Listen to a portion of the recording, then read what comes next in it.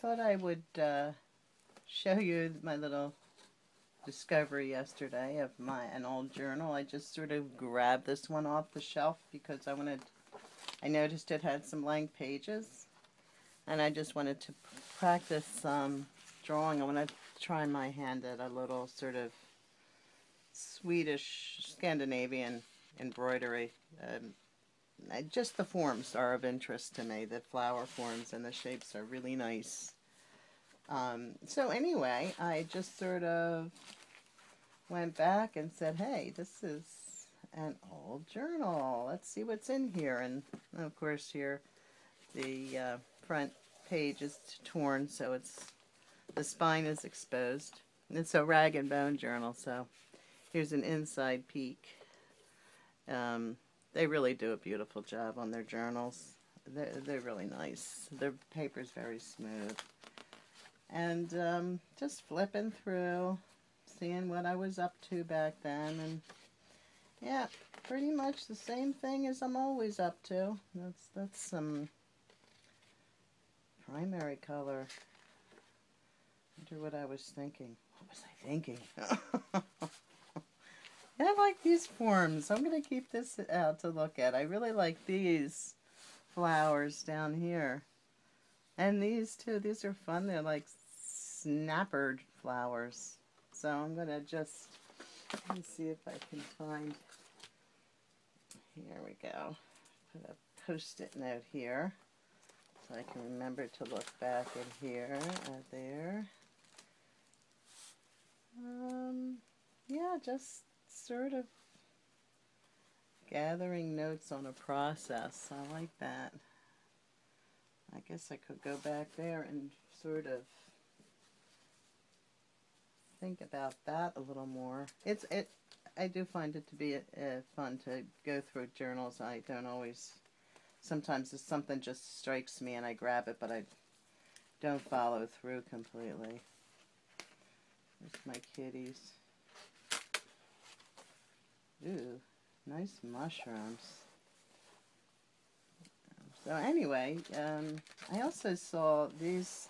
I've been wanting to make these in 3D for the longest time. These figures, and I'd really like to make them out of cloth. But there was another page. Let me mark that while I'm here. And there was another page further along. That's a fun thing to do, just sew a whole bunch of fabrics down to a page. You just kind of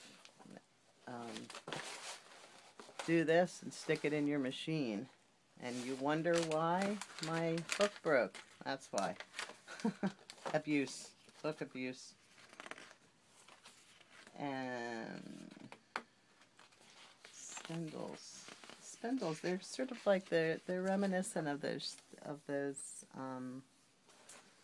people shapes. So I'm going to mark that page too. Something may come of that. I don't know what that was. Textures. It's fun to take your pen and just sort of, I was on the beach, try to capture all of the textures or patterns in the water. I love this little drawing. I think that must be my husband and I standing on the beach. Here's some leaves. And, here it is. This I definitely want to mark. I'll show it to you. Again, it's this idea I have been brewing for how many years now of making these fabric sculptures of figures, and I've drawn a whole lot of them over the years. So anyway, it's fun to pick up an old journal and have a peek through, see what inspired you then and what of it still inspires you. The other thing I've been doing, and this is This is really fun. I saw a video, and I'll link it below. I saw a video on, I guess there's washi tape stamps now, and this young woman said, hey, I don't need to buy a stamp. And so she made a video about how to make essentially a stencil.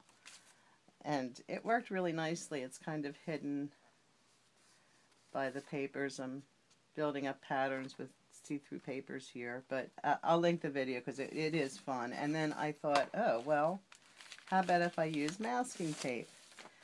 And so I did, and I think they're pretty cool, except for I put them on freezer paper thinking they wouldn't stick, but they did. By the time I finished stamping and burnishing, etc., it stuck. So I'm going to try it on non-stick aluminum foil. So try it. It's fun. Anyway, I think that's it. I'm going to work on some ATCs. I've never actually done ATCs. Oh my gosh. They're so tiny. I almost don't know what to do with them. So I started with just a bit of collage, and I don't think they're going to need a whole lot more, because really, maybe a focal point. Really, there's not much space there. So I'm going to play with that a little bit. Maybe try some different compositions with them and see what happens. Okay. Talk to you soon. Bye.